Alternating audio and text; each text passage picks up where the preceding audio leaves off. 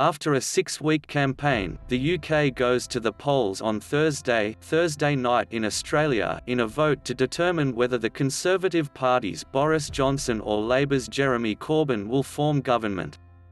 Johnson has been telling voters, "Let's get Brexit done," while Corbyn has been emphasising this is the last chance to save the National Health Service. Here's a quick guide to how the voting works, when we're likely to get a result, and what that result could mean for Brexit. Tories still favourites but hung Parliament a real possibility, polling suggests. How does the UK voting system work? Everyone aged over 18 is entitled to vote, which means the electorate comprises around 46 million people, but voting is not compulsory. Turnout at the last election in 2017 was 68.8%.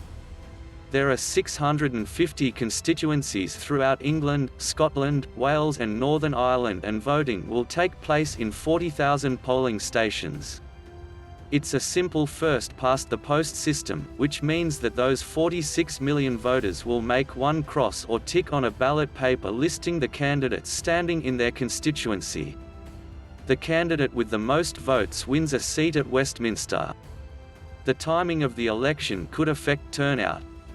It's the first election held in December since 1923, and parties have typically avoided polls in winter. There was one in February 1974 because it's considered harder to get the vote out in poorer weather, especially for Labour. The forecast for Thursday is rain for much of the country. What happens after that? When the polling stations close at 10 p.m. Greenwich Mean Time, 9 a.m. Friday AEDT, the television stations will release an exit poll. These have become quite accurate predictors of the final outcome, and in 2017 delivered a shock by showing that Theresa May was going to lose her majority. The first real results could be in as early as 11 p.m. Greenwich Mean Time, 10 a.m. Australian Eastern Daylight Time, with the final ones in within 24 hours. Final scramble for votes in most important election in a generation. A party needs 326 seats for a majority in the Commons without relying on support from smaller parties. If Boris Johnson or Jeremy Corbyn get to this magic number, they can go to the Queen and tell her they are forming a government. Just like in The Crown. So who will it be? The polls indicate that it is Johnson who has the best chance of forming government and staying in 10 Downing Street. Our poll tracker shows Johnson's lead early in the campaign has fallen a bit. The Tories are on 43%, Labour on 33%, the Lib Dems on 13%, and the Greens and Brexit parties on 3% each. A YouGov poll on Tuesday reckoned Johnson would get a majority of 28, down from 68 a fortnight ago. Marginal constituencies hold huge importance in the winner-takes-all system, and this one will be no different. Anti-Tory parties have been combining to argue for tactical voting in order to keep Conservative candidates out. This makes the outcomes harder to predict for pollsters and could distort the forecasts. What has the election been fought over?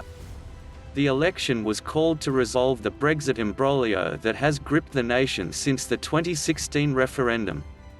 While Brexit has understandably been hotly debated throughout the campaign, fatigue over the issue has given space to other questions, such as the future of the NHS, big spending pledges by both major parties, and policing.